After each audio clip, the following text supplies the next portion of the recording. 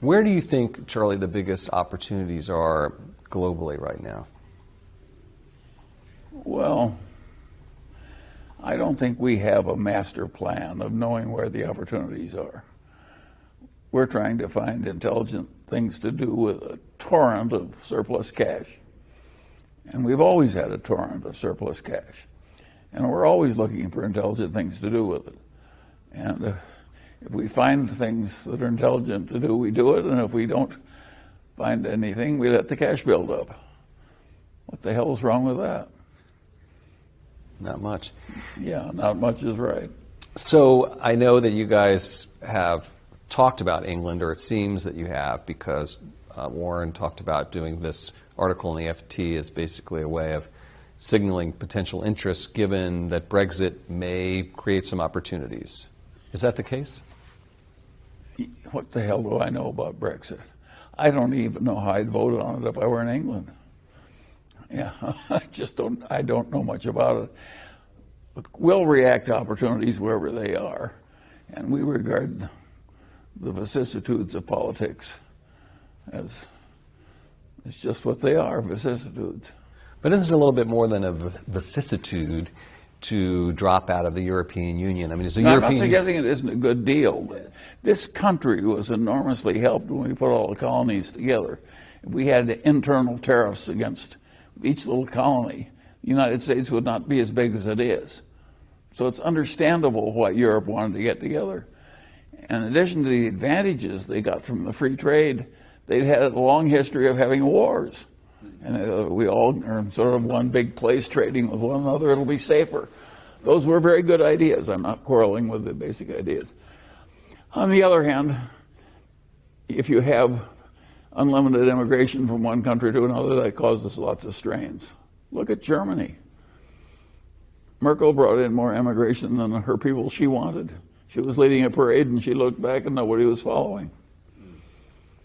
So these very few people want unlimited immigration of a different culture. We made it work in America, but we had a vacant continent to work on. It was easy. Vacant and rich, oil, minerals, wonderful soil. Should we still be letting immigrants into this country? I think we should have way more control of our borders than we do. Isn't that Donald Trump is right on that, and I think the Democrats are committing suicide by being so. They hate him so much that they're against him even when he's right. It seems like the borders is conflated with immigration policy sometimes, though, right? I mean, in other words, of course they are. Yeah.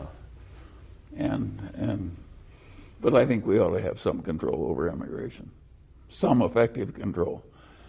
I think the bulk of the people want to be very nice to the people that are already here, including all the people from Latin America, but they want more control over the inflows. Are you concerned about this rise of somewhat nationalistic leadership around the world, like in Turkey, in Brazil, in China, in the United States, arguably? Well, take Brazil. Who in the hell would like Brazil?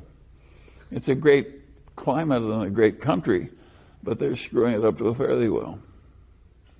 You mean the new leader, or just what's happened previously? What's happened generally. Yeah. Okay.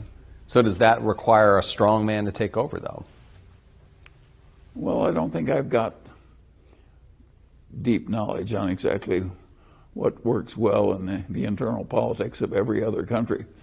Who would have guessed that the Chinese communists would improve their big country as much as they have in the last 30 years? That surprised you? Well, they didn't. The first 20 years, they had the Cultural Revolution. It was crazy.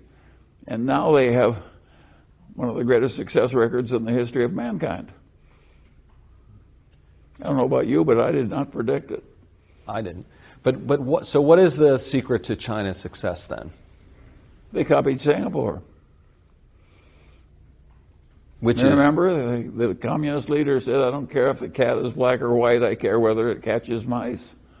And they copied a very wonderful, famous Chinese man in Singapore, and lo and behold, they found the right Chinese leadership outside of China, which amuses me. Now, he was Chinese. But look at the way it worked.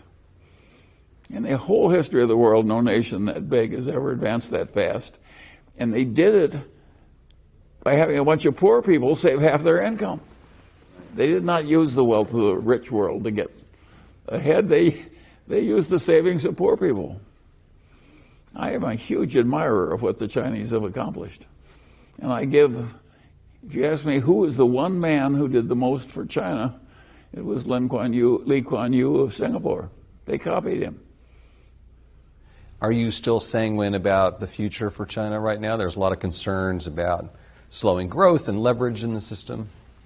I'm quite optimistic.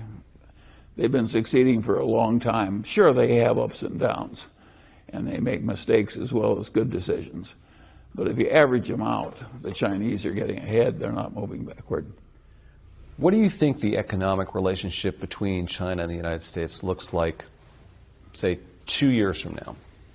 Well, if both sides have any sense, they will be better and better friends and adjust all differences. It is stark raving madness on either side not to make a friend of the other really powerful nation on earth.